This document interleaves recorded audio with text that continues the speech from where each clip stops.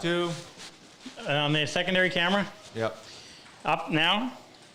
Yes. Hi folks, welcome to our live on December, what's the date, 3rd? This is, we're doing a special one tonight on scrapers. A lot of questions on that. We're referring to cabinet scrapers, card scrapers, hand scrapers, whatever you want to call them. Thin piece of steel, treated properly, becomes a very effective tool, particularly for really hard woods or figured woods. Doesn't work so well on softer woods. This is also we do these to sponsor our Purple Heart program, which is something that we started back in 2016. And it is designed to help combat wounded veterans better deal with PTSD and traumatic brain injuries and physical injuries. And it's all based around the premise that working with wood, particularly with hand tools, can be very therapeutic, and you don't have to be a combat wounded vet to realize that. In fact, I started teaching classes in 2000 out in Oakville, Ontario. And what I noticed was that the customers who would come, typically customers slash students, would be, in their late 40s, early 50s, typically business type, show up Monday morning totally stressed out. You could see it in their faces, in their body language. And we would work from 6:45 in the morning until 10:30, 11 at night for 5 days. And by the end of it, they were just jellyfish. Didn't want to go home. Didn't shave, didn't comb their hair, something like me. And as a result, when I was presented with the plight of these combat wounded veterans, I thought, maybe this is something we should be doing for them. I have no background, not in that. But we went out on a limb, and it worked. So we just completed our 20th class. We bring in 7 combat wounded vets from all over the world. We've had them as far away as Australia and Finland. Australia, Denmark, and Ireland. The bulk come from the United States. We also get a fair share from Canada. We've upped it. We now do 6 a year. So that's 1 a month starting in April, which in Canada we are restricted by our weather, so we really can't risk trying to fly that many people in December, January, February, those months. Anyway, each class has 7 combat wounded vets, 7 civilians come as paying customers. We just released our schedule for 2023. There were 42 spots available, and fortunately for us, unfortunately for those who wanted to get in, it took 15 days and they were all sold out. But I got a special announcement I'll save a little later in the show. Some of you might be excited about. We are going to spend the next 2 hours demonstrating and answering questions about scrapers. I'll go through the process. We just released our own scrapers and some scraper tools that make the process a lot easier. And in exchange for that, we ask you to help us support our program. It's expensive. We figure it costs us, I should tell you, so we bring the vets in, we cover their airfare, their hotel, their meals. We send each vet home with $4,000 worth of premium tools, just like what you see behind me. And thanks to our bench brigade, headed up by Jack Lane down in Texas, and Jim Rossetti in Moncton takes care of the Canadian side, we deliver a workbench to their home for them so that they can continue to do this. So we figure it costs us over $300,000 to do it. We're welcome and happy to share that load. So if you want to donate, they still do it through the... How come this door keeps opening up? Windy. Yeah, I know, but the door is closed. Do we still do it the same way on the website, Jake? Yes, kind of. But that's where they go to find it. Yeah. Yeah, on our website, RobCosman.com, you go under the Purple Heart Project, which is in the top left, in the drop-down menu, how to help, and it'll give you all the instructions in there. You can even now do it, be a regular donor if you want, so you don't have to think about it every time. They appreciate it, and so do we, and so will you. So, without any further ado, start. Question, Frick? Well, why don't you just, I had this question a lot before the live. What's the difference between a scraper and a plane? When would you use one over the other? And Well, one cuts this way and one actually cuts that way. So one has the potential to tear and the scraper doesn't. Now, there's lots of differences. I got to show you this stuff too sometime during the night.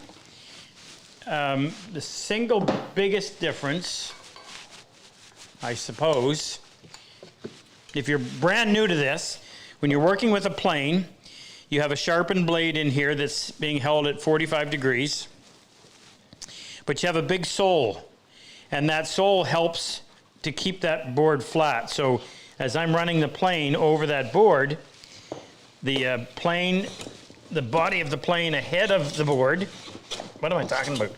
The body of the plane ahead of the blade prevents or helps to keep the surface flat. When you're using a scraper, you don't have that. You simply have a piece of steel that, for this, I prefer my stiffer one.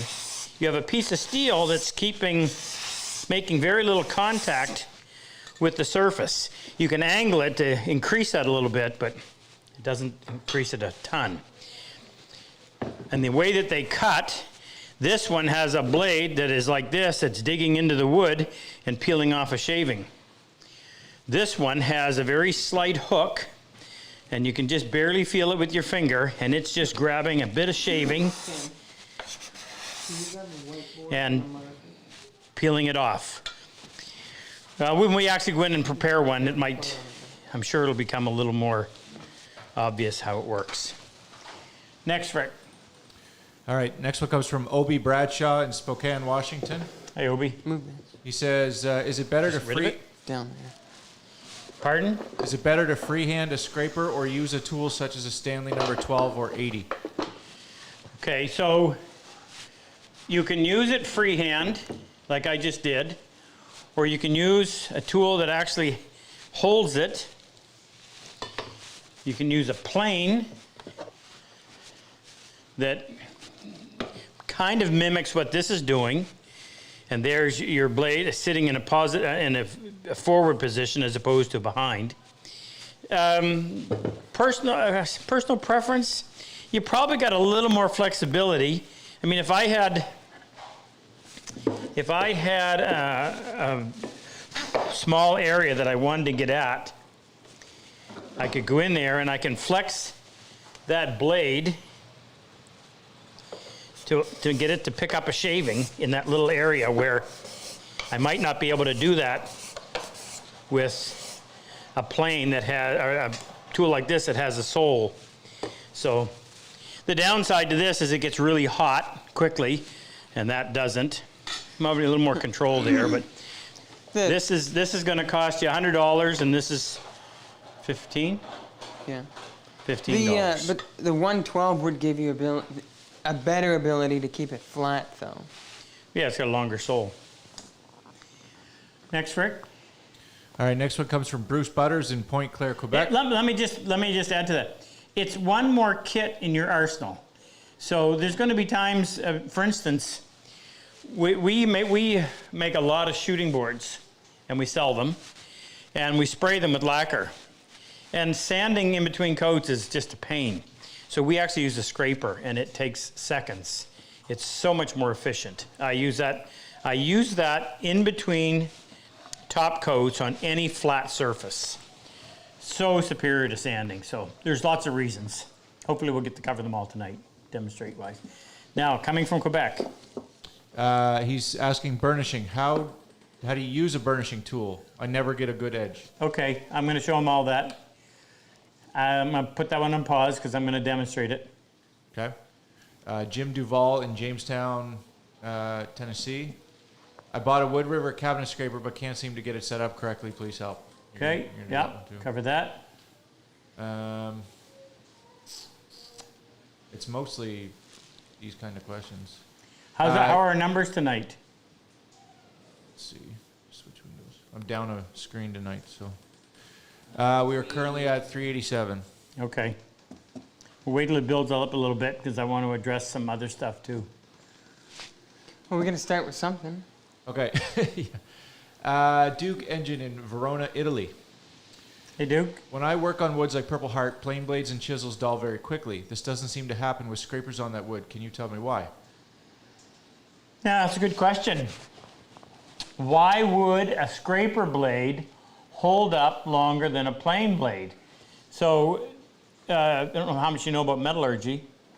A plane blade that we use typically has a Rockwell hardness, and that's if you're not familiar with that term, to determine how hard a metal is, they'll push the round end of a device into the steel with a certain amount of pressure.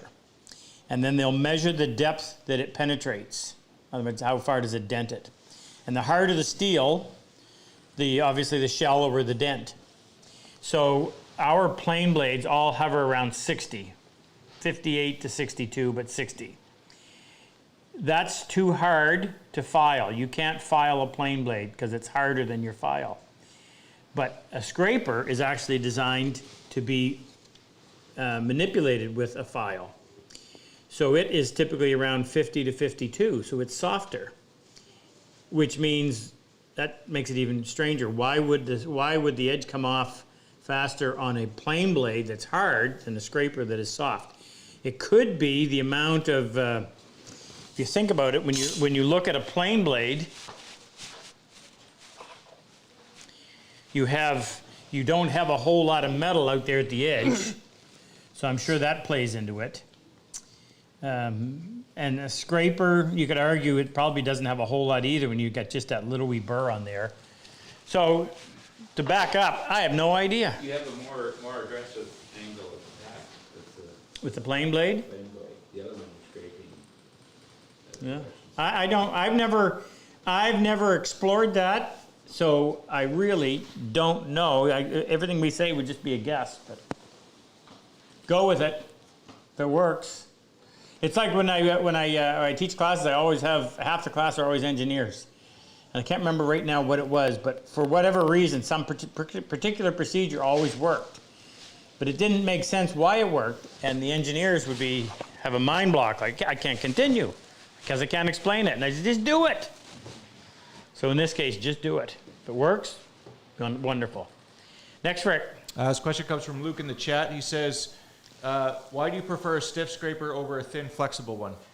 Oh, you'll see when you use them. On a flat surface like that, I don't want it to flex. I don't want it to flex like that, whereas that one doesn't. So, yeah, for that reason alone, I want to try to maintain as flat I want to maintain this surface to be flat and not dig in and really go. But if you were going to go in and try to hit one spot. Well, no, I could do that with that. I could do that with the thick scraper. But if I had any kind of a curve, I would use the thin one. So this is a piece of black and white ebony.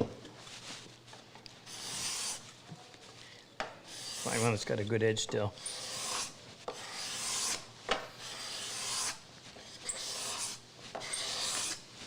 Keep going, Frick. Another question? Yep. William says, I am old and need help bending my scraper. What degree of bend do I need for a handle? I'm old. You want to handle that, Moose? Well, Say- I do it now while I'm awake. They can't hear him. Say that again, Frick. I'm trying to internalize what he's asking. I am old and need help bending my scraper. What degree of bend do I need for a handle? Luther sent me that. Let me just make sure it's correct. Something's missing there. I'm old and need help bending a scraper. What degree of bend do I, that's what he said. No, I'm sorry. I can't understand. I can't understand The question. the question. Yeah, it doesn't. Something's missing. We'll get him to re-explain. Yeah, it was Luther's interpretation that may have ruined it. What's that, Frick? We'll get him to re-explain in the chat there.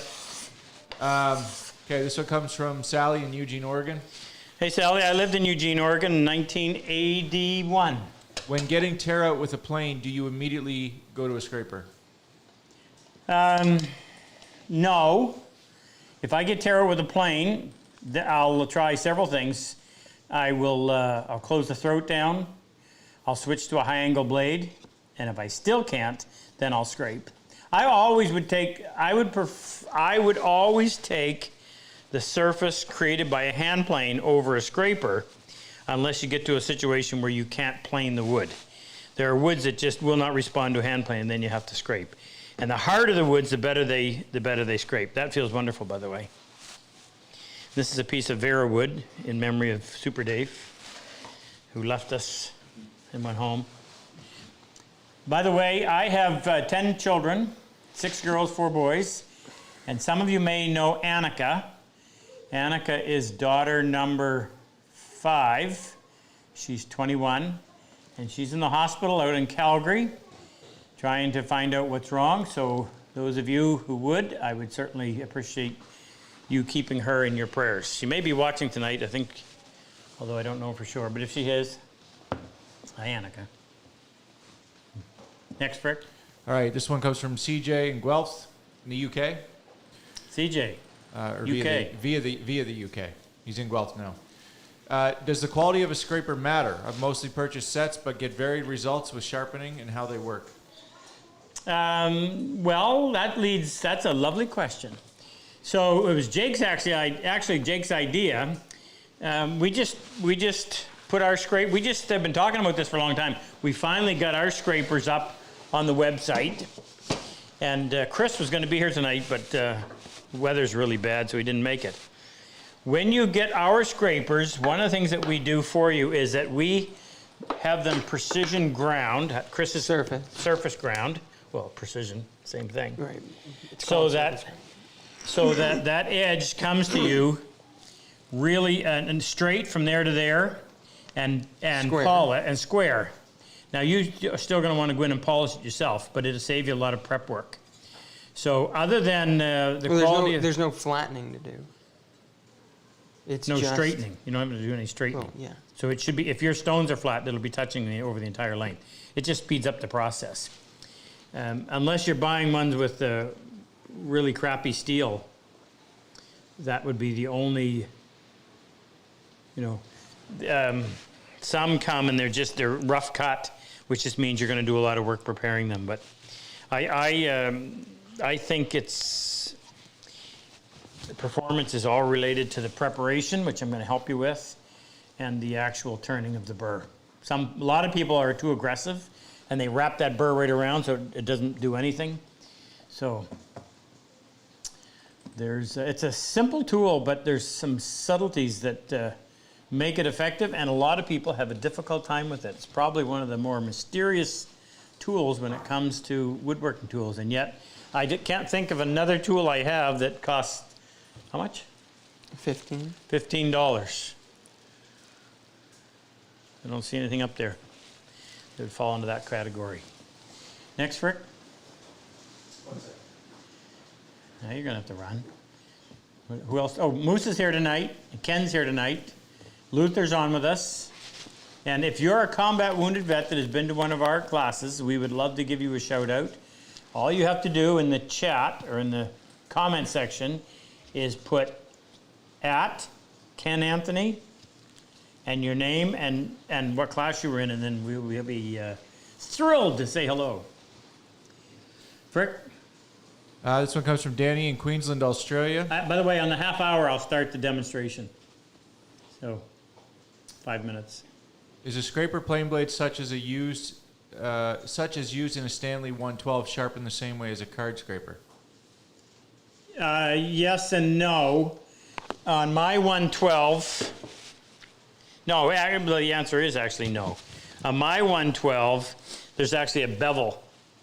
So you put a bevel on there, polish a strip on the back, polish that like you do a plane blade, only higher, and then you can actually use it just like that, or you can then turn a slight burr on it. So it's different than a card scraper or hand scraper. And again, we'll show you that when we do it. Next, Frick. Time for a few more. Joe Hershiger in Ontario. Hi, Joe. Let me turn my phone off. Oh, no, Frick's got it over there. Where is he, in Ontario? Yeah. He says, I picked up an old Stanley 82 scraper that belonged to a friend's father that needs work. How do I restore the blade, or is it better to get a new one? Are these blades different to sharpen than card scrapers? A Stanley number 82. 82. What's an 82? Let me look it up. A Stanley number 82. That's a 112. That's an 85. I don't know what I don't remember what an 82 it looks like. But when it comes to the blade, if your blade is pitted, then what? Looks like never used one. And if you can find a blade for it. I mean, the blades are not that expensive, so if the blade's in bad shape, I don't think it's worth the hassle. If you're asking whether or not the steel's going to be any better, I don't think there's going to be much of a difference. Next, Frick.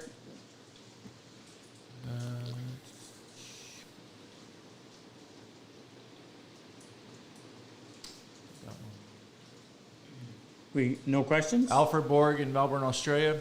Hey, Alfred. Good morning. Well, we kind of already answered this one, I think. Hi, Rob and team. What are the benefits from a handheld scraper versus a scraper plane? And is a scraper plane worth having? Would you get a better result from a scraper plane? Thank you. Well, let me just demonstrate this tonight, and then you can decide. But they're not expensive tools, so why limit your arsenal? There's going to be a time when one tool is going to work a whole lot better, sometimes just a little bit better. So it's nice to have it and be able to use it. Simple. It's kind of like saying, how many planes do I need? Well, probably. I don't even think there is an answer to that. I wouldn't want to have just one plane because it's kind of hard to use a 5.5 as a block plane. I wouldn't want to have just a block plane because it's kind of hard to do a large surface with just a block plane. And there's purposes for the jointer. So every tool has its specific job, and all of them can do other jobs, but specific planes do specific jobs very well. And for that reason, retail therapy. Buy more. Next, Frick.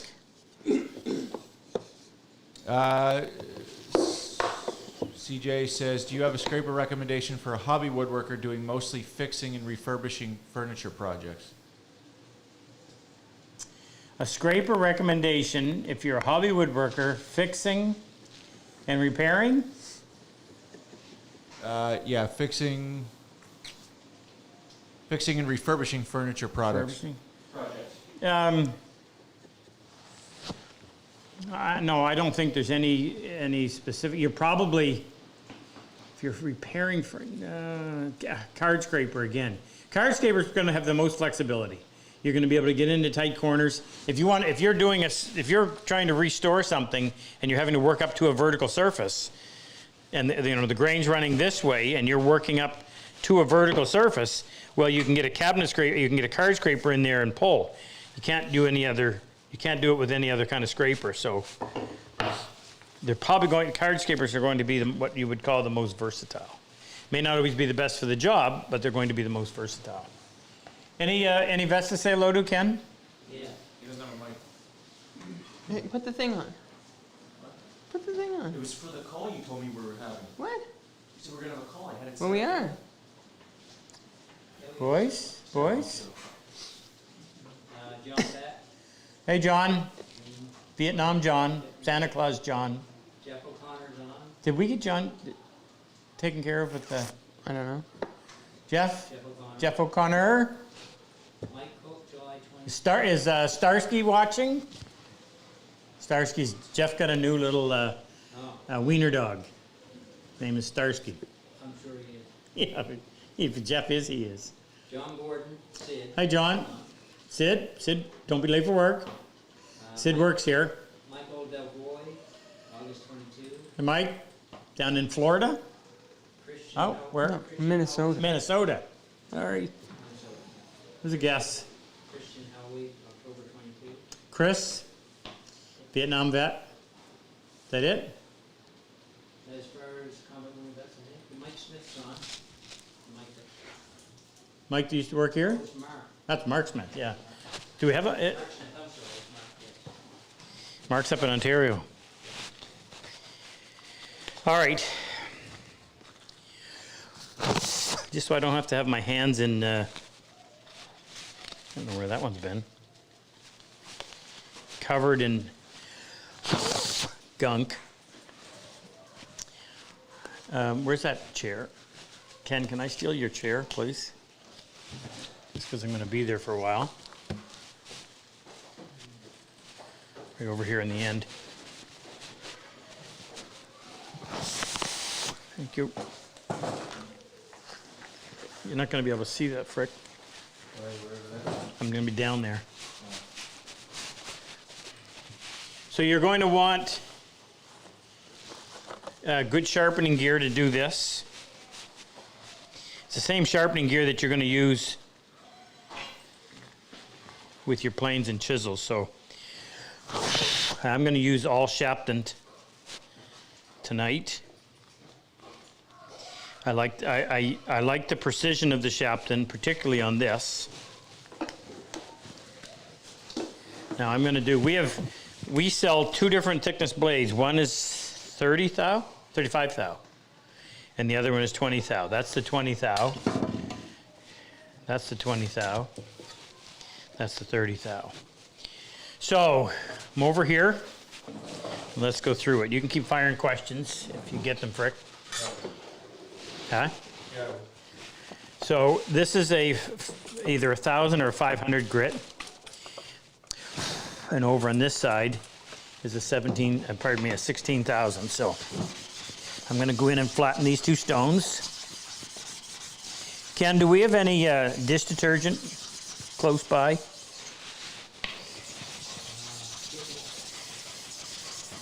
Yeah, please, just a little.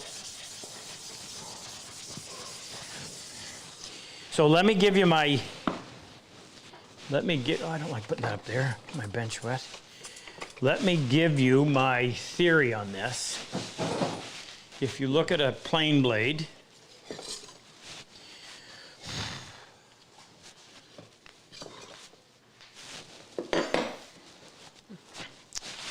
and David Charlesworth, who recently passed, is the developer or the inventor of this. When you're preparing a blade on a plane or on a chisel, particularly a plane, forget I even said chisel, your cutting edge is where this bevel meets this back. And what you do to make it sharp is you refine it. You can't really change the angle because if you were to lower the angle too much, there's not enough metal out there and it won't hold up. So instead, you just keep polishing it. And by polishing both surfaces, what you actually do is you make that radius smaller and smaller, because under enough magnification, that actually is a radius. Well, we take it up to 16,000 grit. So on the bevel side, there's no reason to polish the entire bevel. Thank you. So we set the blade on the stone and we raise it up a few degrees so that we create what's called a micro bevel. So we're only having to work the very leading edge. On the back side, traditionally we would flatten and polish all of this, but what didn't make any sense is even though you might polish all the way back to there, you're only using right out here. So we use a little thin steel rule. This was the Charlesworth ruler trick. We use a little thin steel rule. We set that on the edge of the stone, lay the blade down on its back, and we create a little highly polished strip right out on the cutting edge. And that's all that's required. So my criticism of the way most instruction has been offered for dealing with scrapers is they do the edge, and then when they do this side, they lay it down like that with their fingers, and there's just no way that your fingers are going to disperse that pressure uniformly so that you get a nice polished surface along there. And again, why do this entire surface when you're only going to use right up there next to the edge? So that's what I'm going to introduce. I'm going to do the back first. So if you can imagine, trying to hold that square is going to be difficult. So we use, these are now for sale on our site. This is made out of torrefied wood. Torrefied has been treated, high temperature, absence of oxygen, changes the cell structure, doesn't absorb moisture, so it doesn't change its shape. like a regular piece of wood when you get it wet. Wood. How many times can you put wood together? Now I'm just going to put a little bit of detergent on there just to lubricate it somewhat. So I put this on here like this. I set that down there like that. Now that holds it at 90 degrees. Why wood? Well, I don't want to wear out my stone, so that's why I'm not using a piece of metal. And I just hold it like this. And while I'm moving forward and back, I'm rotating. If I stayed in one spot, I'm going to wear a groove, or I'm just wearing one area. But if I rotate gradually while I'm moving forward and back, I'm evening out the wear on the stone. You got to keep it lubricated, it gets sticky. And my first objective is to eliminate the grinding scratches that are on the cutting edge. So just like a plane blade, if there's any grinding scratches left, they're going to show up as little nicks. And instead of getting a beautiful finish, you're going to get a finish that has some serrations in it. Ken, would you do me one more favor and grab me my overhead, my eyes, please? In the cabinet, yeah, please. Yeah, it's in the Left. cabinet. Left. No, Left. no, Yeah. First one. you didn't see that episode. Actually, Thank you.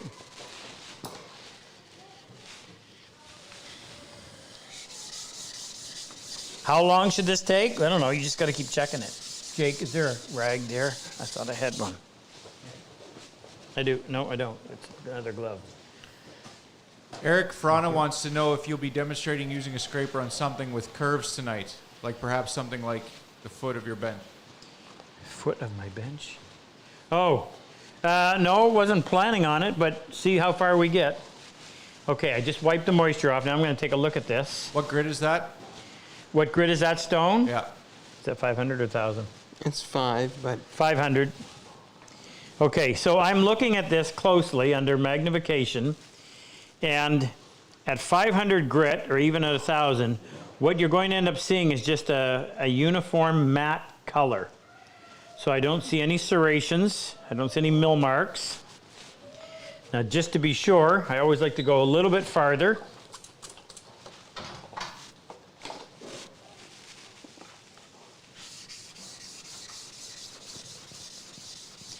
And I don't mind if this takes me a total of 4 or 5 minutes.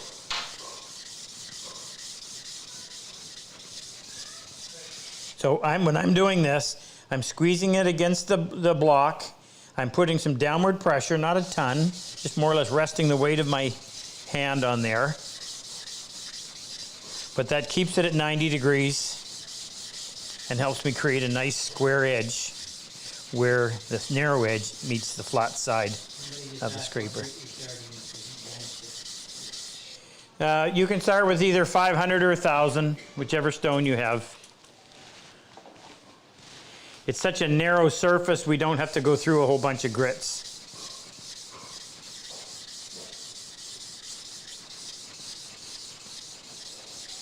All right.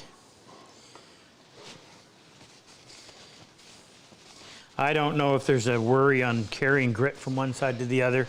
I've never had the issue, so I'm going over to the 16,000, bypassing all the other stones that sometimes you would be told are necessary, because it is a narrow surface and it won't take a whole lot of work.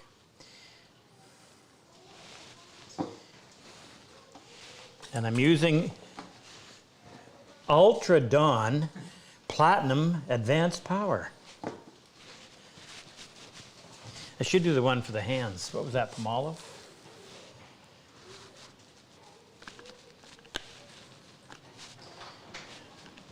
Trying to make sure I'm doing the right edge. The smart thing to do would be to do all or both edges while you're set up. Now the finer stone, it gets really sticky. Same procedure. Swinging left to right, Trying to cover all of the stone. Light pressure. Keep the block engaged on the stone. Keep the blade tight against the block.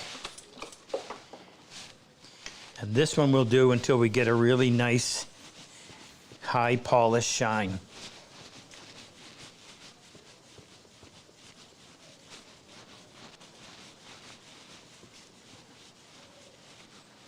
Luke wants to know if you've ever used a Baco scraper.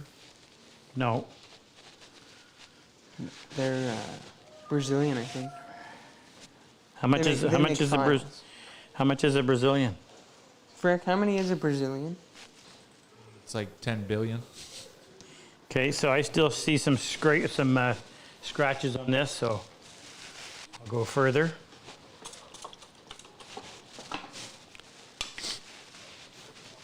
Can you answer, William rephrased his question. Can you answer it while you're doing that? Yeah, I'll try. So what he wants to do is he wants to make a wooden block of some sort to help him bend the scraper. A wooden block to Like- help him bend the scraper. Like to hold it, I guess, that basically bends it for him. Like it holds it in a bent position. Not bent, tilted. Well, he may be meaning bend. No, he means he wants to make a block that will allow him to hold it at the angle For when he's using it, for or when he's using it. Yeah, using it. So what is this question? Well, the question is more like what the angle should be. Oh, It's well, hard to answer. yeah, because depending on how aggressive your burr is, you got to play around a little bit. When you start to scrape, you'll change the angle until you'll feel the bite. So it's a hand that I dare say it's called a hand scraper for a reason. You really have to do it by hand. I don't know if you could implement a block unless you were very consistent every time you did it, and that's possible. And in fact, I'm going to show you that too. So hold on, we may answer some of these questions just in what we're going to do.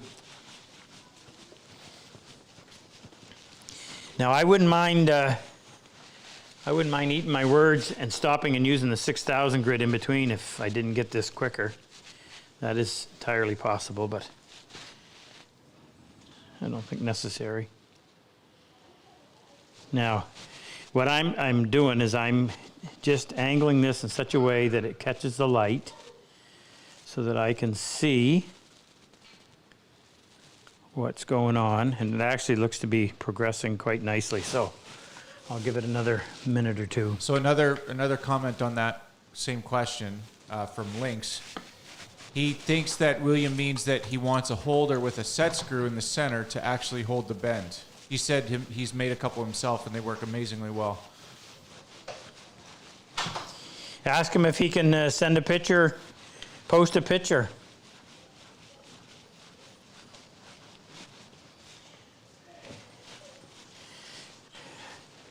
I'm going to have to get older so I can catch up to these guys and I'll know exactly what they're up against. I'm not in a hurry though. A lot of traffic here. Did we pick a busy spot?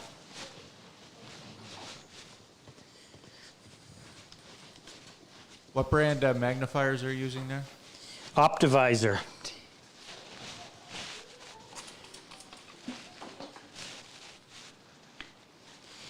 Any more vets, Ken? You can just call them out when you see them. Hey, Moosey, got the red cheeks. Hey, Jerry. He's our medic. Hey, Kev. Casper? I need to contact Casper. I need to contact you. We've got a. I already contacted. Oh, you did? Yeah. Never mind. Jake already did it. And Ray Dorr, October Cool Ray. 2019. Vietnam.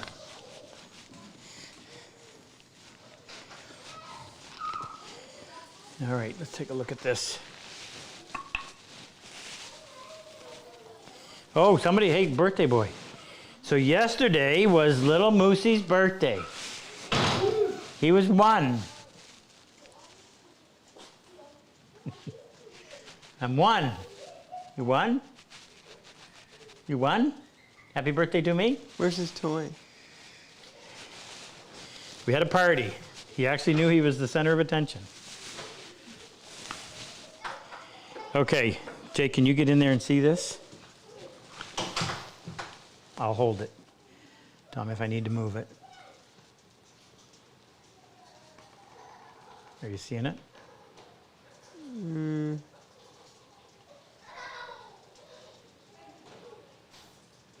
Not really.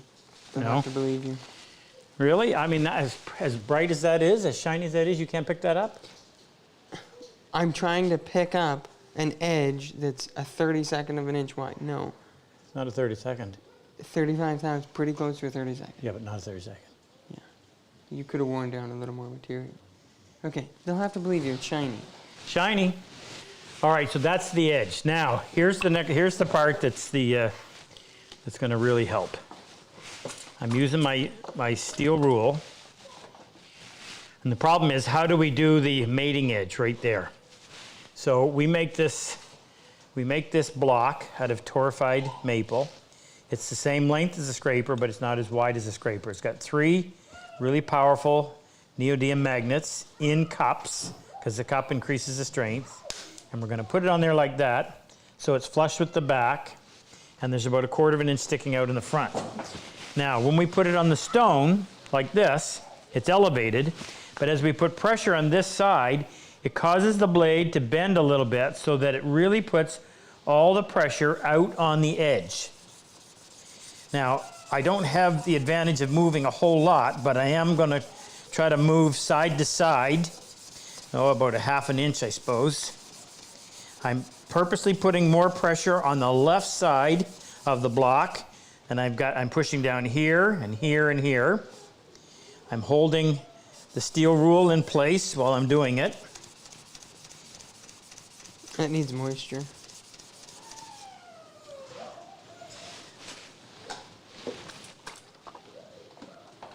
You should flip it too. Yeah, I know how fast it wears, so I'm going to flip it around so I can use the other side.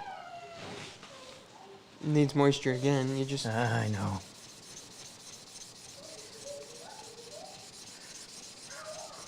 So I'm everywhere from right here on the edge to 1/2 an inch in. And that's just to even out or use as much of the stone as possible.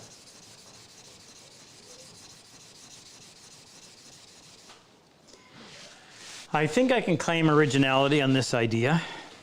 It only made sense. So we're just going to keep working until we have effectively polished a strip that runs corner to corner. And we're not there yet. So I'll give it another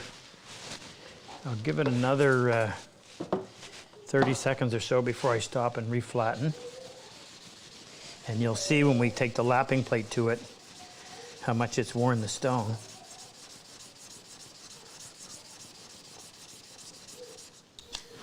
Van Shank Guitars wants to know, let's say I have a lot of orange peel after spraying a gloss lacquer. Can I use a scraper to level that off before polishing? Yep. That's when I use it.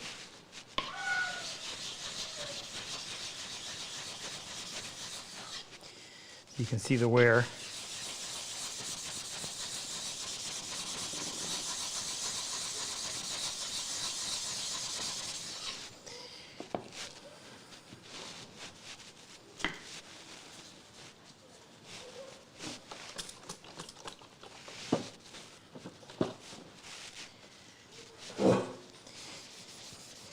Tonight we're giving away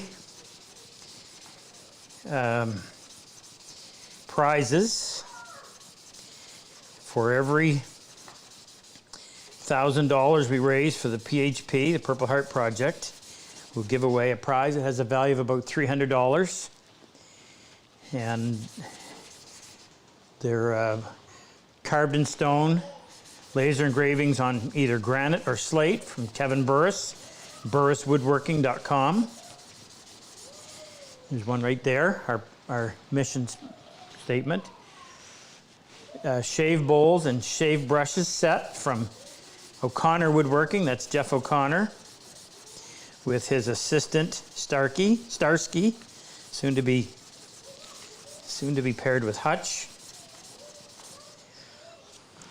And Kim O'Connor, snippetsandstitches.com, does custom handbags at a very high level. So you're still looking for a really nice gift for your wife that she'll love you more. That one's right there. That one, I keep it in the bag. That's her. The lapping plate is Shapton? Yes. Yeah. Yeah, it's a Shapton lapping plate. It's expensive, but it's worth it. It's extremely precise. It's glass with diamond in it. All right, let's have a look at this. Okay, so you can see the area that we've worked. So there's no reason to go any further. I'm from corner to corner. So what I'm going to do now is switch over, and I'm going to polish that same area with my 16,000.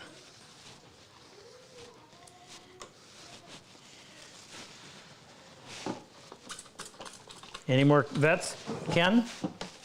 I don't know if he did that. Jim Eakin from June 22. Mm-hmm.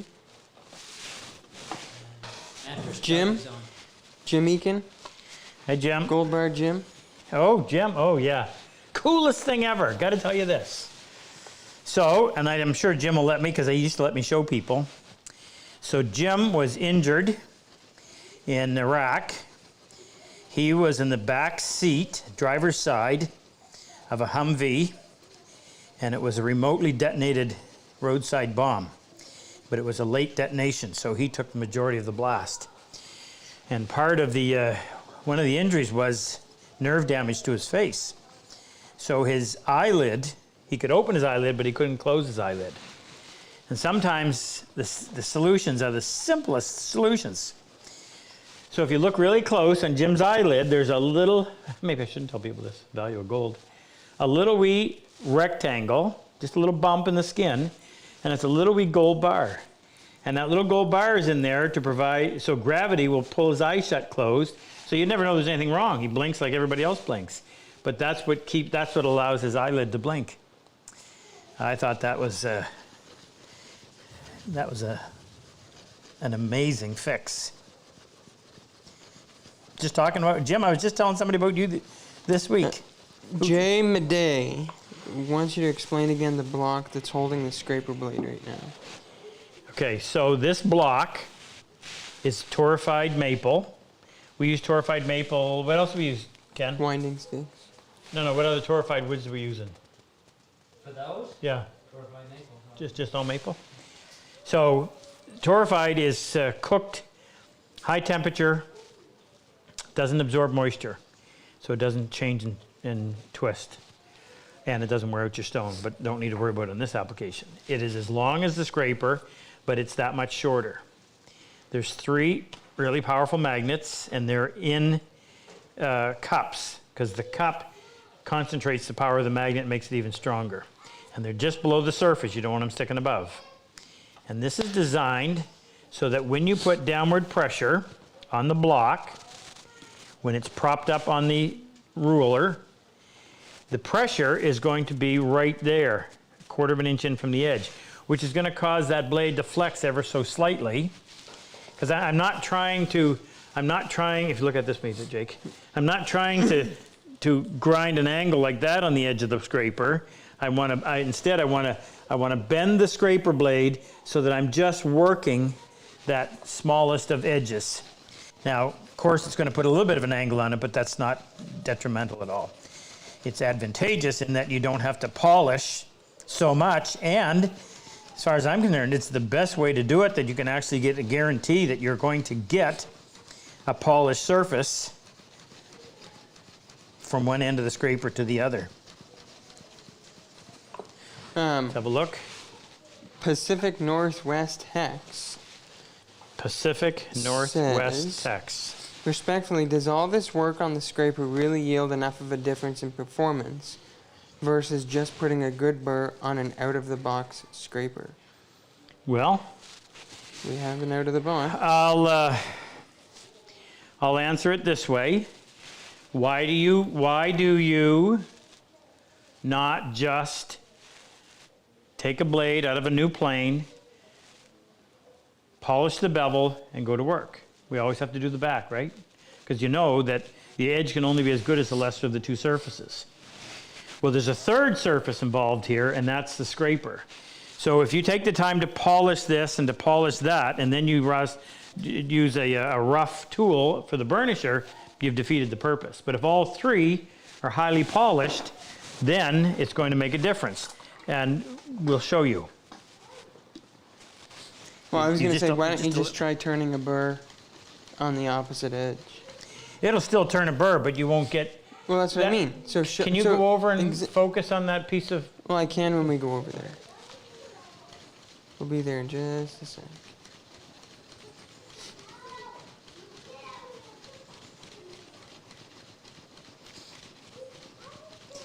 If we had, we do have a magnifier. Too bad we could upstairs, that telescope, that microscope. But if we could hook that up to a camera, and you could actually go in and see what's occurring. All right, I'm gonna go in here and flatten this one more time. This is a lot like prepping your plane blade. It's a lot of this is just a one-time use, a one-time shot.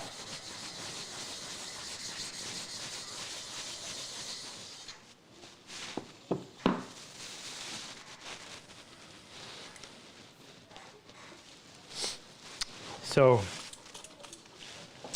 we have some tools for sale to raise money for the Purple Heart Project. What's Doug's last name? I always call him Mattress Doug. Dolter. Doug Dolter, who owns the mattress. Oh, Doug's on. Hi, Doug. Doug, what's the name of Doug's? Can you look it up, please? What am I looking at? Doug has a mattress factory. He'll tell us. He what? He'll tell us. He's pretty active in the chat. Okay. And he answered the call to help out one of our combat wounded vets who needed to sell his equipment to raise money. And Doug stepped up to the plate, paid the vet for the tools to help him out, and then turned around and said, Rob, I'm just going to give you the tools and let you sell them to raise money for the Purple Heart Project. Now, these aren't just any tools. These tools were all purchased in 2020, so they're that new. One is a saw stop, an industrial saw stop, 3 horsepower, single phase, 52 inches to the right of the blade, same saw that I have. And it includes a sled. I can't remember the name of the company that makes the sled. The other is a Powermatic 20-inch thickness planer. And the third piece is a Grizzly 8-inch long bed jointer. And if Frick, are you able to show the pictures? I just showed the pictures of the saw stop. Give me a second here. Now, we want somebody to have get a good deal, but we also want to raise as much as we can. We've got a full class for next year. We haven't made the selection yet for the vets. So if you know of a combat wounded vet that is either active duty or honorably discharged, please tell them about us so they can apply. With prices of everything going up, I suppose we can just assume our prices are going to go up 10% based on inflation or more. I know our plane tickets went through the roof. So we didn't, I didn't put enough thought into how we were going to do this. Okay, Jake, can you get a shot of that? I want to do a little bit more, but can you see that? Move it to the right. Okay, back. Right. There. I'm going to give it just a little more.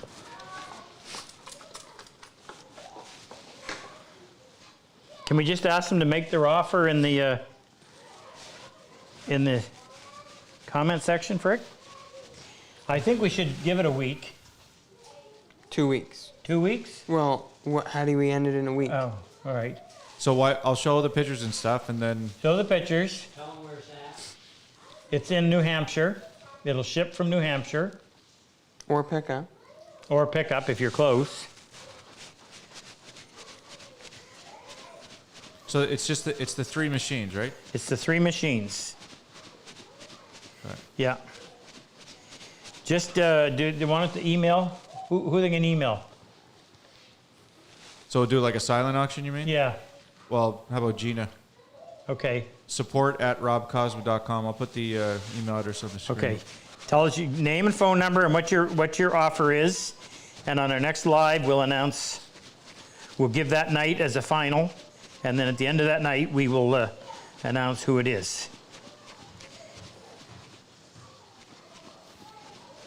Doug wanted to know actually if you're planning on ever doing an advanced class for returning students. Well, Doug, you just hold tight. Don't go anywhere. It's going to be a big announcement tonight. Need a little bit of, I need some feedback from you.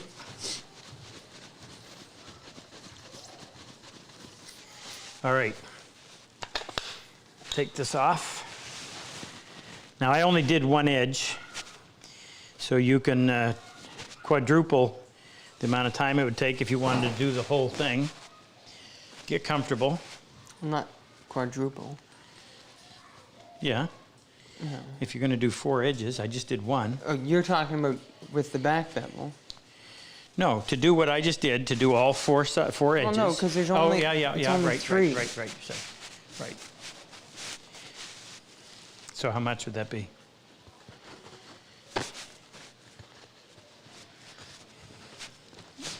Three times as much. You guessing? No, you just prepared 2 edges, and there's a total of 6 to prepare. Somebody said, how about have an auction for a set of scrapers personally sharpened by God? How about never mind? I got nothing else to do. We give away, that's a nice thought, but we give away precision, beautifully made stuff Can we? made by the vets. Ed in the chat made a good suggestion. Can we maybe just have a starting bid on all of them, just to kind of get a idea? That's usually how silent auctions. Yeah, a starting bid. Come up with a starting bid, Jake. Start with this. 500 on the jointer, 1,000 on the planer, and 1,000 on the saw. Holy Toledo, that saw, if you go out and buy it today, is Okay, $5,000. that's why it's a starting bid. What do you want to put it the price that you want to sell for? Well, I was thinking. This is an opportunity to be generous. Okay. Well, then we allow them to be generous, not force them into generosity. So I made a couple of blocks, and each block is a little bit higher than the other, and I'll show you what I'm going to do with it. So this one is 1 1/8 inches. So I'm going to put my scraper like that. This is the edge I'm working on. Put my scraper like that, put it in my vise, and clamp it down, okay?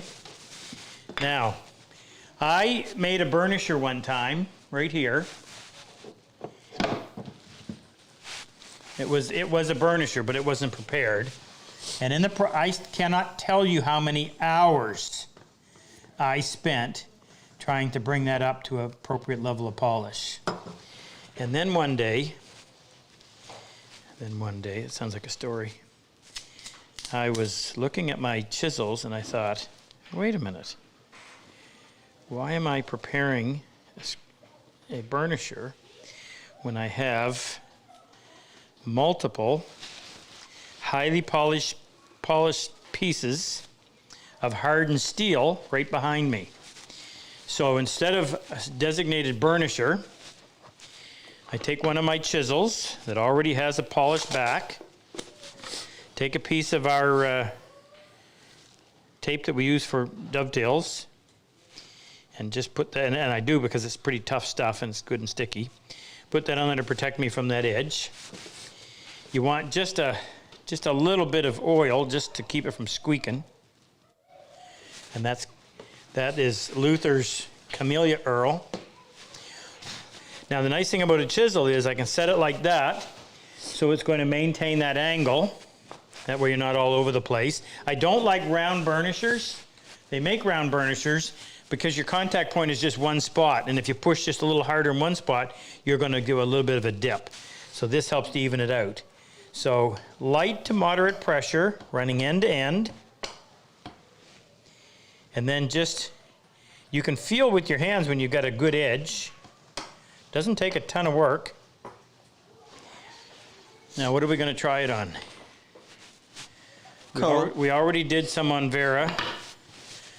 Koa?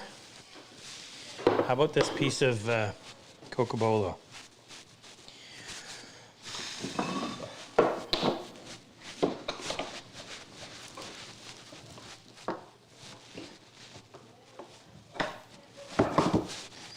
A big piece of Cocobolo. Remind me to show you this cabinet.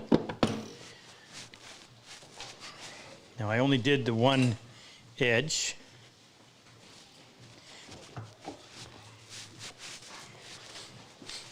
So the angle, you'll determine when you start using it what angle is going to work effectively.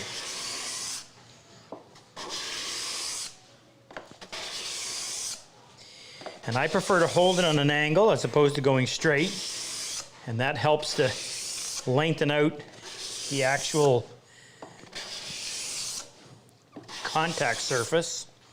Now what I mean by that is if you do it like this and you got a ripple, you're just going to follow the ripple. But if you do it like that, that's going to help bridge that a little bit.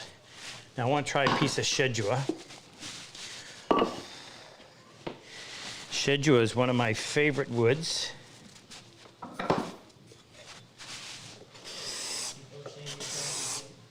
Huh? People are saying you're drunk.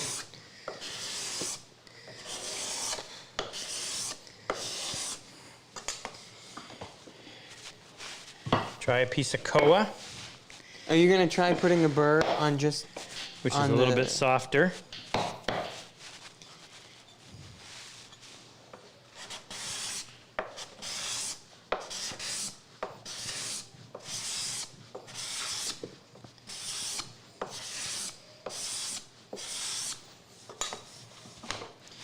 Harder the wood, the better it responds.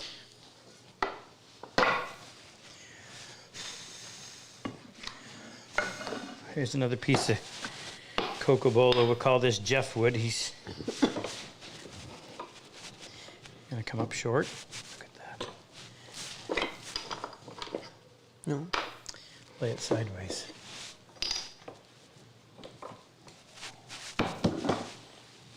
Which one was I using?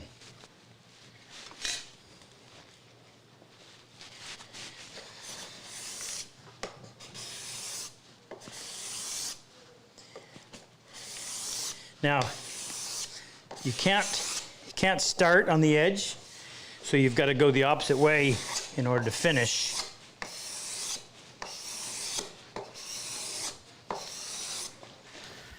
That gets warm. You could wear a pair of gloves. Some people put little thimble or little finger protectors on. Jeremy on TikTok wants to know if you ever worked with Babinga. Yeah, not a favorite wood.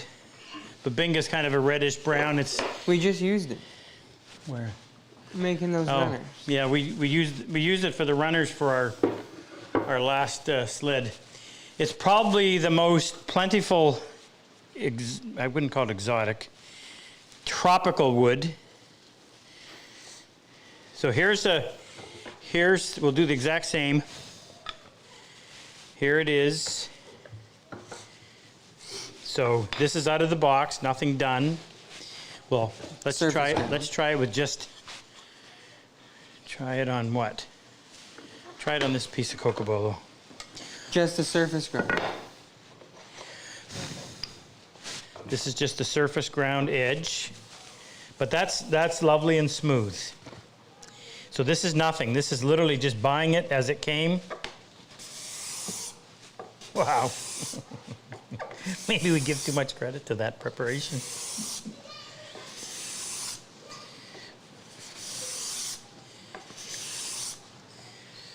I got to give Chris more credit.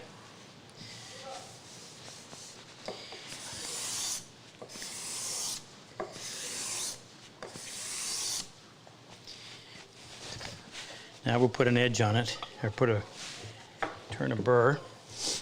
But I'm not going to use that. I'll stay with the theory that what are you going to get if you... Well, I think actually, I there's don't have anything. There's a chisel right there. Chisel right where? Without a handle. Oh, you can't. Well, yeah, No, without a handle. they're polished. No, without a handle. This one? Yeah.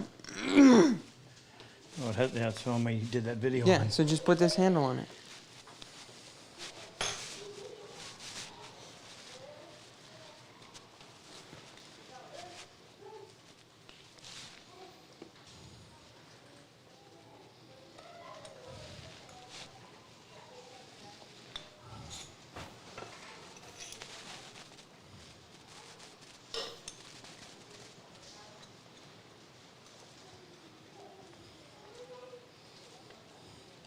Do we have any scrapers that haven't been ground?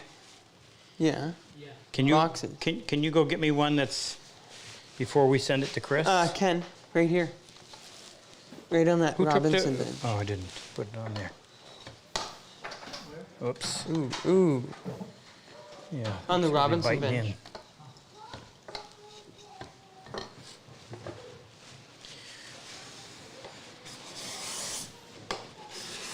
So Kim had a really good idea as far as the auction goes. Kim, O'Connor. she always has good ideas. So what we should do is She married Jeff. A lapse in judgment. Market somehow. So what we should do is get people to subscribe to our Instagram, and then that way we can give daily updates as to what the bids are at. Okay, so Because if we don't do that, we have no communication between now and 2 weeks, and I think if people know what the current bid is, they're more likely to obviously bid a little higher. so if they join our Instagram, follow us on Instagram. I'll post the link in a second. We'll put a picture of the tools, Yep. and people will do their bidding on there, and then you can see the Well, bid. they'll still bid through Gina. So they're still going to bid through Gina. But what are we going to put on there? What do you mean? What, like, we'll do like a story. A story is like a Are 20. we? No. But is it going to be a silent auction still? They're not going to know. They're not going to know who's at the no. We'll just say current bid for the three Well, items. What would you you don't rather want have? you don't want a silent auction because then that means you could have 100 people bid $1,500. Right. One Why don't we person just bid Why don't we just 60. keep updating the bid on there? Yeah, that's what I mean. Well, Right. yes, but they will bid through email. Right. You bid through email.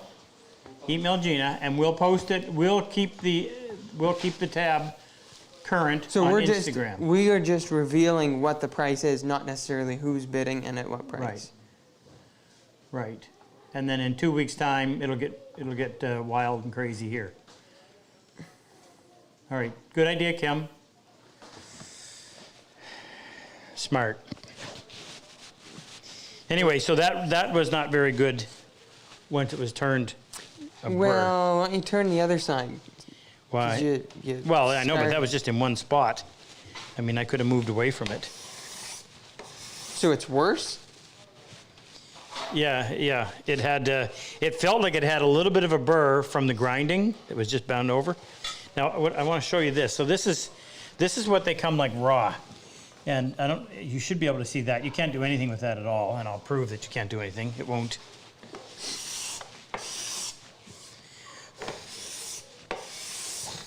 Well, you can't do anything good. I'm changing the angle. Is shipping is buyer's responsibility, right? Yeah. Well, they'll crate it up. That's really rough. So what did we just learn?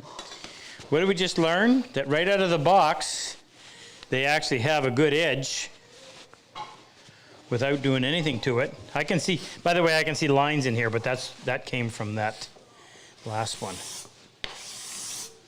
So this is out of the box. This is the one that we prepped. So to really evaluate it, you can't look at the shaving. You have to look and feel the surface.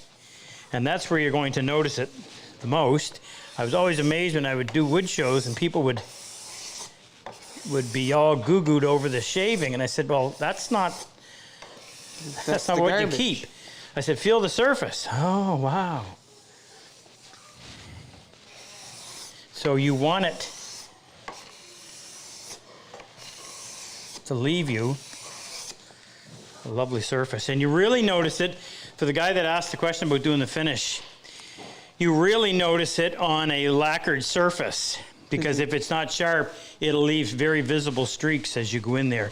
And by the way, we don't do much, very, very light pressure when we're doing that. So it would be, so the softer the wood, the more evident the polish becomes. The what? You're doing it, this Softer is the wood. Coca-Cola, right? 3200. If you had to scrape maple at 1400 or 1600, it would, the scratches from the factory ground scratches would be more evident. Because on lacquer the scratches would be more evident because the lacquer's soft, right? You say it all that, Jake, because I'm not following your train of thought. But I'm going to try a piece of bird's eye.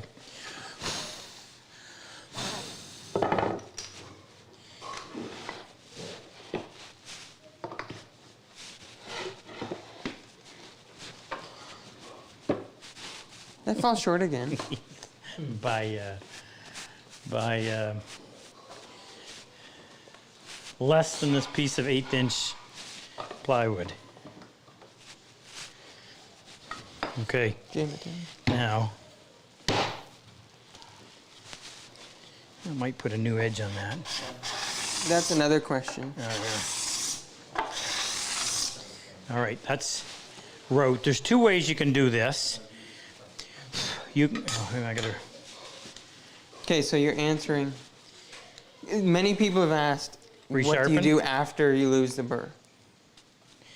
Well, you can. I'll show you.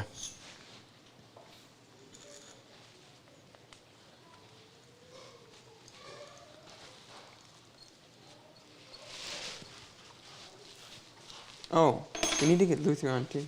Oh yeah, we should do that right now. You want to do Luther right now?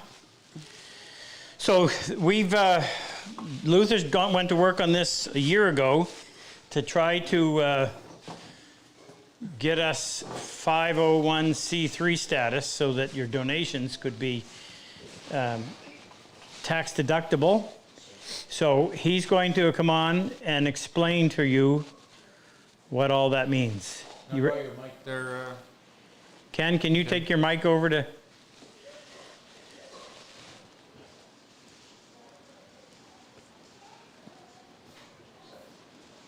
All right, Luther, you're on. Okay, he might be a minute. Come over here. Guys, so I just wanted to Frank, make give the you an switch. update on the PHP corporation side. So we've been working for about 6 months to get the PHP accepted as a tax-exempt, or U.S. tax-exempt 501(c)(3) organization, which we did about 2 months ago. But it's taken 2 months for us to get all of our electronic donation and all that kind of stuff worked out. The bottom line is all of the donations to PHP now are going into a separate pot of money that's under the auspices of a 501(c) run by a board that's a tax exempt, and if you're a U.S. Donor, as soon as you donate, we automatically send you an email receipt that's tax-free once you file your taxes. And so if you go on the website, RobCosman.com, you'll see right in the main menu, it'll say a little yellow button that says Donate to PHP Now. You hit on that, and it goes right to the form. We got a really easy-to-use form. You can now do one-time, you can do monthly donations, you can do quarterly donations. And if you do reoccurring donations, you can go in and edit your own stuff. You can change the credit card or update the credit card, or you can cancel the credit card. You're in total control. Anyway, it's a really user-friendly system that we're using, and it's taken a long time to get here, and it's here. Now we're working on getting us this equivalent on the Canadian side, so we can have Canadian charity. That's going to take a little bit longer. It's probably going to be about a year from now before we get that. It's just the hoop hoops we have to jump through. But the good news is we've got the U.S. tax exempt charity up for PHP, so that's a big win. All right. Any questions on that? Well, No, he's there. No, they're excited about it, though. It's great. Okay, back to work. Anything else, Luther? That's it. I'm back on the chat. Luther, is it possible to do a daily update on the auction on the website? Like just have a little box somewhere that says what the bids are up to? Just update once a day?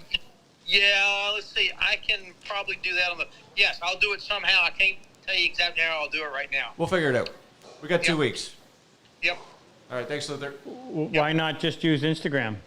Well, there's quite a few people who don't use Instagram or Facebook, so they want to know as Oh. well. All right, thank you. Yep. How involved is it to open an Instagram account? I have no idea. It's not tough, but some people don't want to. Just Go on don't there. want to. All right. Okay. I prefer to do it this way. There are those that'll go in, and depending on what the condition of your burr, I don't want to take this tape off again. Well, who am I talking to? The second camera. Can it see me? Yeah. Are you coming back anytime soon, Jake, or Yeah. Ken, any vets? Oh, he needs his microphone back. Jesse Millar? Brother Jesse, how are you?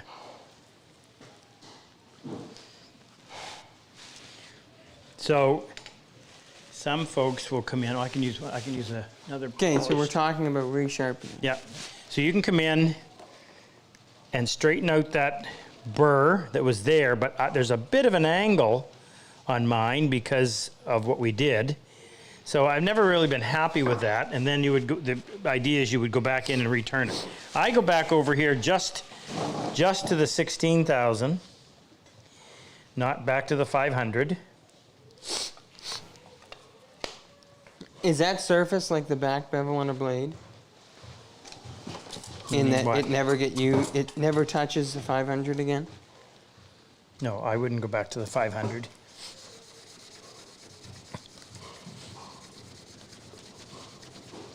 This doesn't take a ton of time. Probably similar to sharpening, plain blade.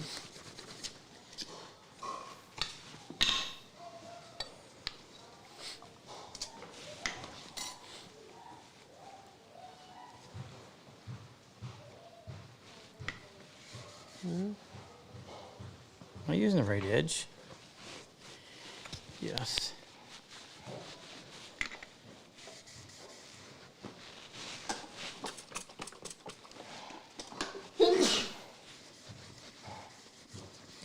How many people you got on there, Frick? TikTok? 1,300.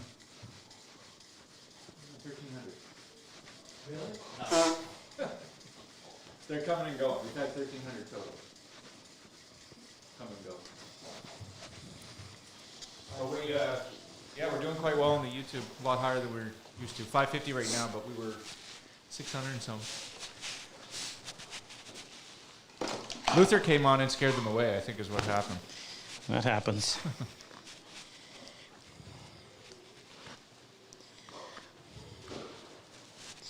Now, I'm going to put a higher or more aggressive burr on there. So this is the 1 5/16.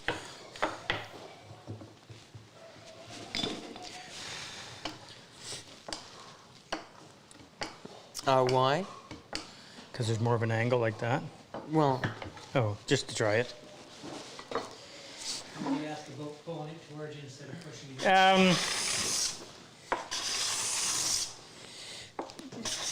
Yeah, there's a fair bit of force involved, so I don't know if I'd want to pull it.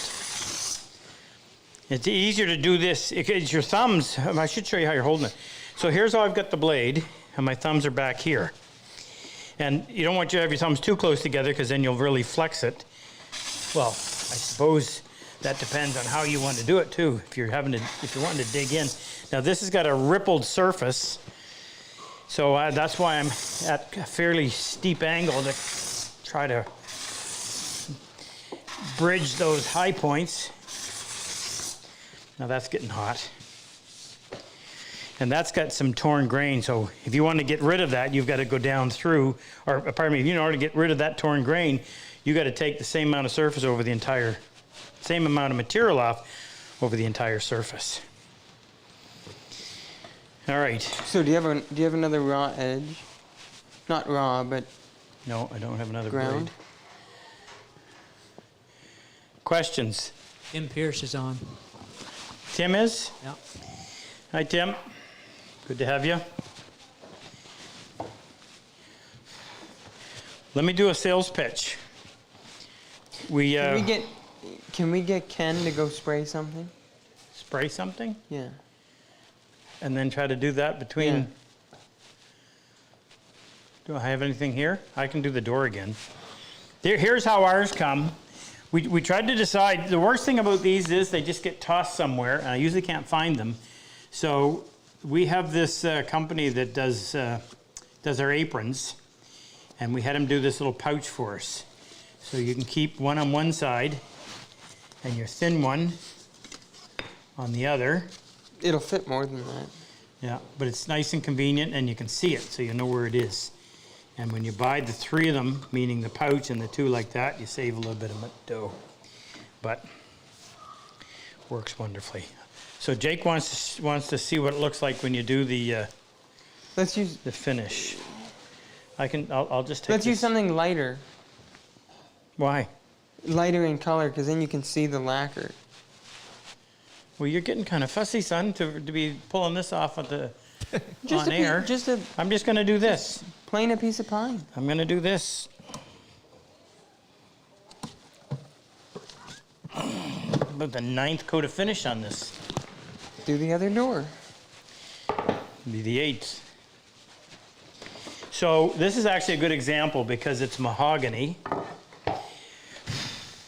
and it's very porous. So if you sand it, meaning you sand between coats, what happens is the sanding dust goes down into the pores, and it's a real pain to get it out.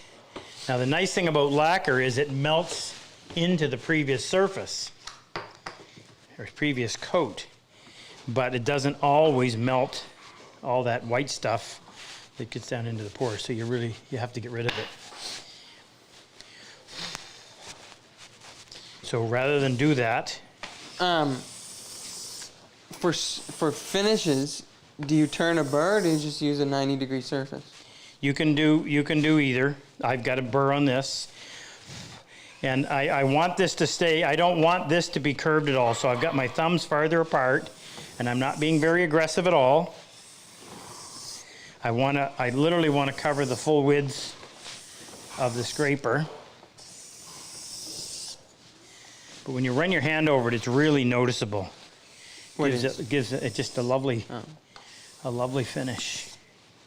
Now I'm going across the grain on that, the bird's eye band on the end.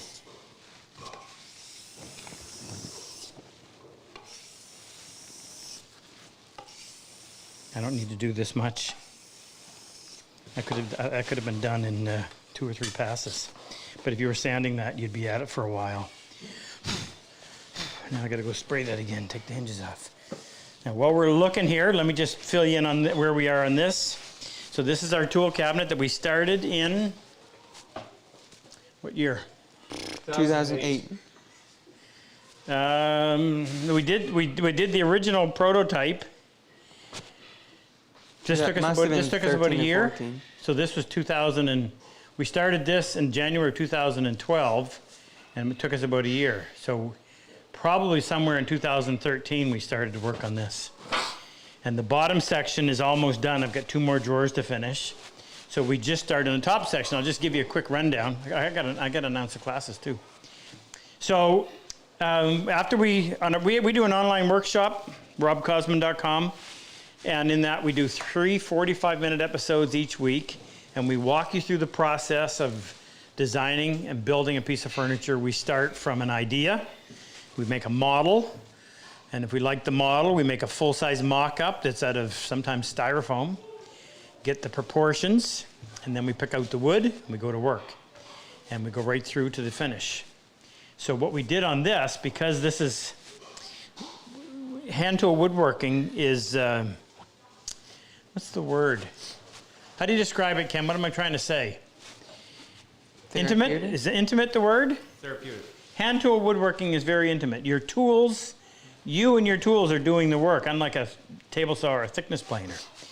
So I want them to be where I want them. I want this has to work like lovely music. Symphony. What? A symphony. A symphony. Yes, it's a symphony. So when we first designed this, we had the concept, but we didn't know if pieces are going to be exactly where we want them, and we had to make sure that it was just going to feel right. So we built it out of things like pine and exterior plywood, and lived with it for a while, meaning after it was built, we started using it. And then we would stop when we found a definite change had to be made. And I know we've made lots of changes. Sometimes we just moved tools around. Other times we actually made modifications. Once we were done with that and happy, then we made the real piece. So the base, and the real piece is made out of bird's eye mahogany, same as my bench. So the base was the first piece that we did, and we did it in 3 sections. 1, 2, and 3. This being the first section. And these have pullouts, where you have all my drilling tools in here. Over on this side, we have measuring tools. Now we're working on the top section. So this was the first section we wanted to do. So, and this is a cute little idea. There's a lot of wasted space in behind here, so wanted a way to use it up. So if you remove the plane, you'll see that behind the ones that are wide enough, there are all kinds of little storage spaces for blades that are specific to that plane. Whoops. And we lined the bottom section with leather just so it wouldn't get so beat up, because the old one, it was wood, got severely beat up. And then down here, these are all the little drawers that everything I use, and there's a ton more over there. So we just started on these.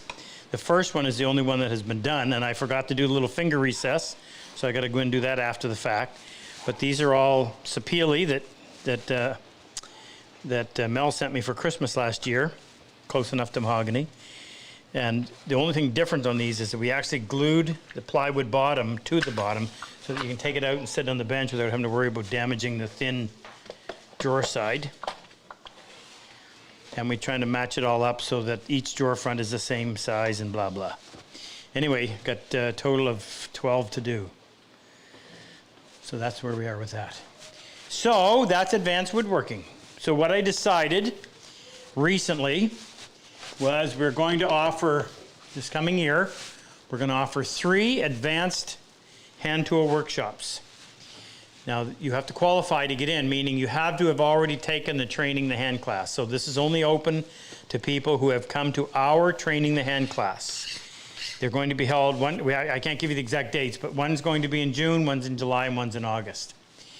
And picking a project is really tough because you, first of all, when the very first time I taught this class, which was in, I think 2001, it might have been 2002. And the guys that had taken the classes, I taught Training the Hand, which, in case you don't know, covers sharpening, freehand sharpening of planes and chisels and saws. It involves planing, using how to use a hand plane proficiently so that you can finish your lumber right from the plane.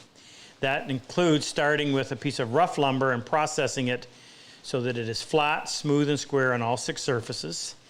It involves learning how to cut through dovetails. Through dovetails are the ones that you find right there. It involves half blinds, the ones that you don't see the front of the dovetail. It involves other forms of dovetails. It involves mortise and tenon, through wedge tenons, all the typical joinery that you're going to use. So the first project that I did for that class, and the first time I taught it, I made this over here, this cherry hall table. I thought surely these guys could all do it.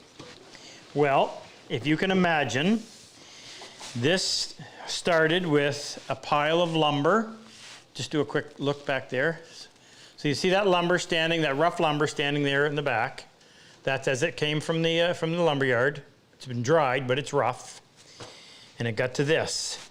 So that means dimensioning every piece. Now, every piece involves 4 legs and the stretchers and all the framework inside. There's 2 drawers. So each piece of the drawer, there's 1, 2, 3, 4, 5 pieces of drawer. The bottom is a piece of solid maple. All of those pieces had to be processed entirely by hand and then fit properly. To make a long story short, nobody finished. Not only did nobody finish, I don't think, a couple of them may have gotten it glued up, partially glued up, but it was just way too complicated for that second class. And I tried others, and this was the one that was the most successful. Oh, here, I'll show you one more. This is a replica of a 17th century French-Canadian traveler's chest. This was my favorite. So this started off as we bought 12-foot long by 10-inch wide by 3-inch thick premium northern white pine, rough. And the guys had to go in and cut the pieces. They would cut them to 23¼ inches long. They had to square it all up. So they had to make it flat, smooth, and square on all 6 sides. They had to start with a perfect perfect rectangle. And then they would go in and they would, and what I'm talking about right now is if you can envision this piece that you just see the end grain of the tails. So this block of wood,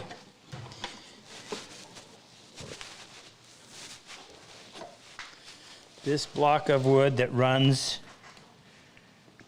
from there to there. And you would create this half shell. First thing you would do would hollow it all out, and you had to get that inside perfect because that was the baseline of your dovetail. So if it was not perfectly round, it wasn't going to fit very well. So I had to make, for the class, I had to make a bunch, because everybody had to have one, round bottom planes that would perfectly match that radius so they could go in and get those just right. And then you would, after you were done the inside, you would flip it over and you would do the outside. So now you've turned that big hunk of wood into a nice little shell that's 1/2 inch thick. So 2 of those. The bottom floats in a groove.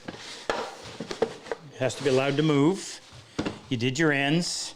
The top was actually the hardest part. We made our hinges. Had to put the hinges were on with clinched nails because they didn't have screws. And this was a great project, but only one person finished it. Everybody loved it, but only one person finished it. So what you aim for is you aim for a project that is going to allow you to take the skills that you've learned in the first class and actually build a piece of furniture with it and add a few more. So the project that was the most successful in terms of half of the class actually finishing it is this. This is called a shaker desk, and it's slanted, so you can see the profile. It's made out of pine. We can make them out of any wood we want. The top is solid wood, but you can't have a solid wood top like that without keeping it nice and not have it. You can't have a big top, wide top that's not going to cup on you. So I've got a piece. I've banded with a piece of hardwood. So there's a piece of bird's eye banded here, and then there's another piece here, another piece here, and you can see the tongue and groove, or yes, that's how that's put together. But you do it in such a way that this stays nice and tight, but this all has to be allowed to float. So it's only fastened about to here. The rest of it is what we call a dry fit. And you can see how much they've actually moved, and that changes seasonally. See how much that's shrunk? That'll actually stick out a little bit beyond in the summer. So you cut dovetails on this on an angle. You've got a floating bottom. Learn to mortise hinges. And then you've got a mitered edge on the bottom of the little frame. And it's small enough that you could actually take it home on the plane if you fly into the class. So this is going to be the project. And what I need to know is how many people are interested in taking the class. It would be Well, we'll give you more details as we come. But if you're interested in going and on beyond what the you learned in the training the hand, we are going to offer that this summer. We'll work out the details, but we're really looking to gauge interest. I've been asked numerous times by people, and I said, you know what, I'd rather do another Purple Heart Project class to involve more vets than to take that time and do an advanced class. Here's the problem. I have staff that I lean heavy on, and dealing with the vets is a very emotional week, and it really drains you. And when we first started, we did 2 back-to-back, and it wiped us out. Needed some recoup time. So this is a chance to get together with people that I already know that have come to the class before. It doesn't have near the same emotional drain that the work training the hand does with the Purple Heart Project. And we're only going to provide lunch, so you'll get breakfast at the hotel, and you'll go out for your own dinner at night. So I don't have to call on my kitchen staff. We will cater in the lunch meal. So let us know in the chat what you think of that, and we will we'll use your response to gauge our response. We got 4 already.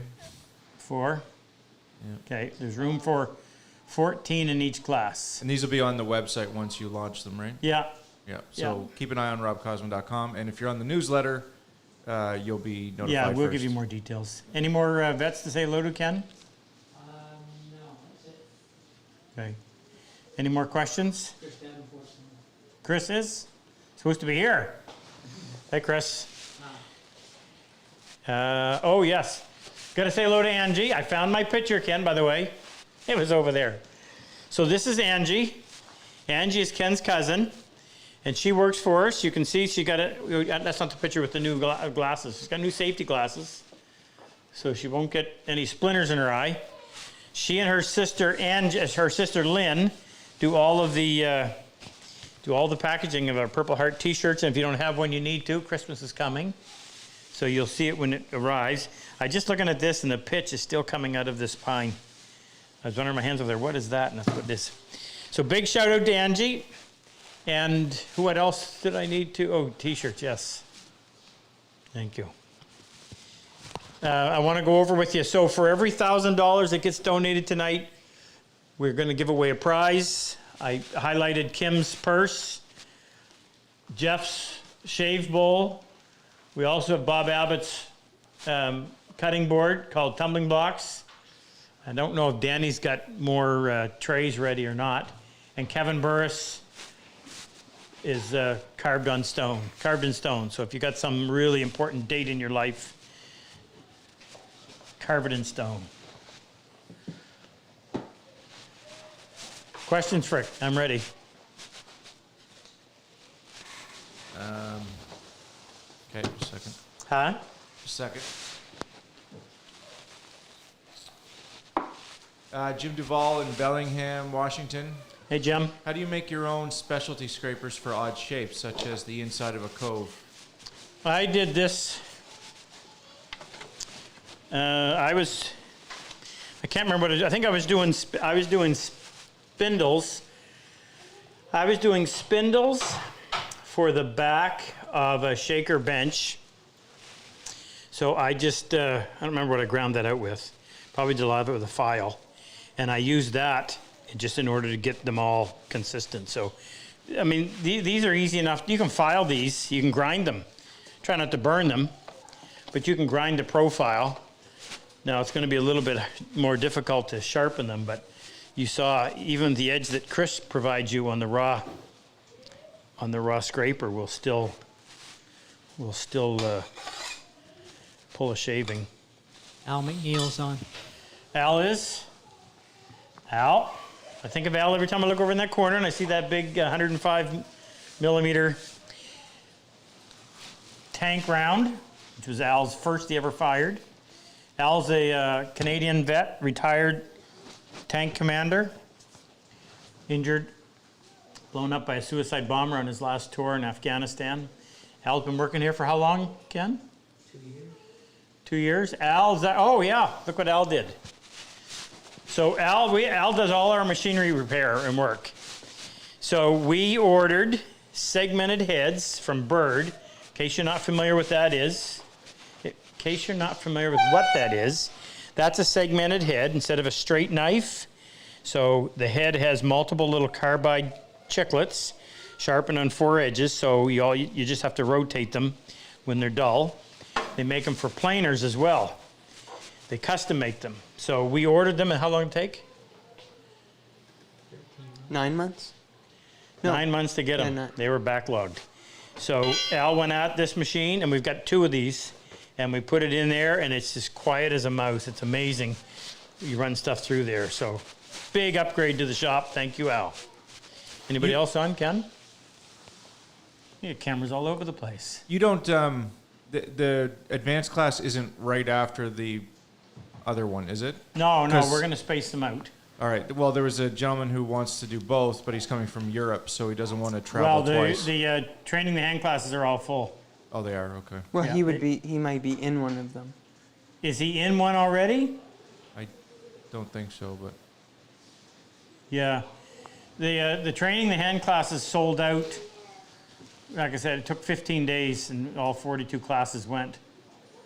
We 40 thought about offering some just training the hand, not PHP classes, but I don't want to take away the opportunity people have to come and be part of a PHP class. So that's why we do the advanced class. That way, if the soldiers want to come, anybody can come.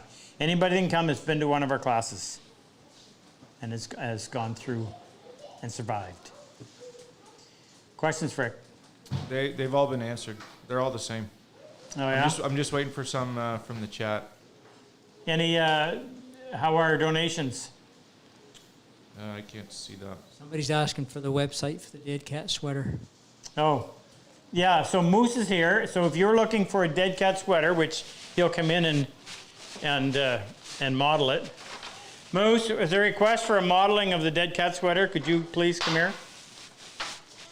This is the warmest garment, particularly if you consider the weight. It hardly weighs anything. Chris is on. He'll attest in the chat. He bought his, and he texted me, and he goes, "There's got to be a heater in this thing." So this is the Dead Cat sweater. And do you want to tell the story on the logo? Who did that for you? They can hear you. John Daphne, friend of mine, that sells me a lot of my stuff. Anyway, he agreed to put that together. Took quite a few runs to get everything right because of the thickness of the sweater. material. Yeah. Anyway, they did a wonderful Does job. the physique come with the Dead Cat sweater? Well, they might be disappointed. If they get that physique, Well, they won't get all the lumps I have. You earned them on the ice. So Moose and his wife run a business called patssecretgarden.com, and that's where you can go. We give away 3 of these tonight. If you want to get your own, you can go on there and order them. And Moose has a nice display advertising the Purple Heart Project. We get a lot of, in the summer, spring, summer, and fall, we get a lot of cruise ship traffic. So we have a lot of American tourists that come here. St. John, New Brunswick is the oldest incorporated city in Canada. And it really got its kick from the United Empire Loyalists who came up after the Revolutionary War. So if you're from the Northeast, you probably have connections to people living here. Anyway, so his stall is in the Old City Market, which is the longest, or the oldest still operating, The oldest continuing farmers market in Canada. Quite an interesting. Chris Davenport just reiterated what he said, that there is definitely a built-in heating device of some sort. I'm at a slow boil right now. Yeah. Ferris is on too. Ferris is on. Hey, Ferris. Ferris, combat wounded vet that was in our class in the summer. They all blend together on me, but great guy. And does a lot of work to help vets too. So if you want to mention something on there, Ferris, please do. Any other questions, Frick, coming in? Ferris wants to attend the advanced class, actually. Yeah. Well, we'd love to have these guys. No, Excuse me. not really. You want to end early? That's a silly question. Christian, how week's Chris, what? how week? Oh. We said to Chris, we had said hi to Chris earlier. Yeah. Well, we can do our draw. What do we got? What are we giving away? 2K. 2K. So we're giving away 2 prizes. So we're going to give away 3 Dead Cat sweaters, and we'll give away one of Jesse's. So Jesse Rufiange, who is a Canadian combat wounded vet, wounded in Afghanistan, makes these little. My phone's not here. Cell phone stands. You can either stand it up or lay it sideways. And if you know anything about woodwork and you look closely, it's all finished from the hand plane, nicely crafted. We'll give away one of those as well. And we've got to give away 2 big prizes. So we'll give away, what did we do last time? I think we gave away Kim's purse. Yeah. So we'll give away a Jeff shave bowl and a Kevin Burris laser engraving on either granite or slate.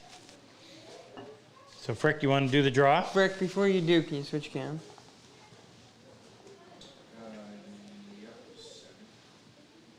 Any other questions? Drift in. I hate leaving early.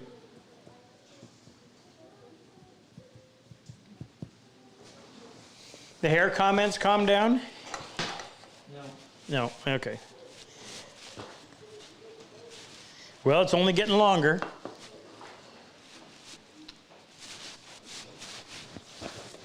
Camera's dead, isn't it? That camera's dead over there? Are you ready? Yep. What are we doing? We're doing first the dead cats. Yeah. Winner of the first dead cat is Colin Wilson in Victoria, Australia. Colin and Victoria. So you're just entering summer. It's all right. Those cool nights, it'll fit. Let us know. Contact us. Who do they contact? Info? Support at RobCosman.com. You'll be talking to Gina and let us know the size. Daniel Thiel in Cameron, Wisconsin. Daniel in Wisconsin, you definitely need it. Same thing. Contact Gina at support at RobCosman.com. Emails on the screen. Emails on the screen. And Eddie Johnson in Mount Carmel, Illinois. Eddie Johnson, I wonder if he played goal for the Bruins back in the 70s. Probably not. Philip Lawrence is on. Hi, Phil. Ed, where's he? Where's Ed? Wisconsin? He definitely needs it too. No, that was the guy before that. Where's Eddie Johnson from, Frick? Mount Carmel, Illinois. Yeah, that same thing. He'll need it. And keep you warm. That part of the country gets a lot colder than where we are. All right, so let's give away Javes. That's halfway between Jeff and Dave. Let's give away Jeff's shave bowl and brush and shave cream. Actually, it's a little bar. Kevin Gillespie in Ontario. Kevin in Ontario, congratulations. And who's getting Kev's laser engraved on granite? He'll customize it for you too. You just have to let us know what you want. Jeff Chiavi in Goose Creek, South Carolina. Jeff in Goose Creek. Congratulations. Hope you enjoy it. We've got our next live is going to be on the 17th. That'll be our Christmas one. It'll be our Christmas one. Yeah, we'll be all decked out. Okay, I don't know what the topic is yet, but we'll find out. So just a quick recap. We'll let you know on the. You keep letting us know if you're interested in the advanced class. Look forward to doing it. The more I thought about it, the more I want to do it. We'll get the dates put together for you, and tuition and all the rest of that stuff. Tool list would be essentially the tools that you already have. There may be a few other tools that you'll need, but it's a challenging class. It looks like a simple project, but from just watching the guys trying to do a little simple bench hook, it'll be a challenging class. There'll be no slacking. Go right to work Monday morning. Is that it, Frick? Yep. All right. Thanks for joining us. Appreciate your support of the Purple Heart Project. Please remember, any combat wounded vet that you know, have them apply. They go on our website. All the information is there. Stipulation is they must be wounded in a combat zone, whether it's a mental wound or physical wound. We don't distinguish between the two. They have to either be active duty or have been honorably discharged. Doesn't matter what country. And we go through a selection process. So please apply. Appreciate your support. Appreciate what you did for the country. We salute you. Till 2 weeks. See you. Have a nice early December. Don't forget to put your tree up. And don't forget my daughter Annika. Please keep her in your prayers. Thank you.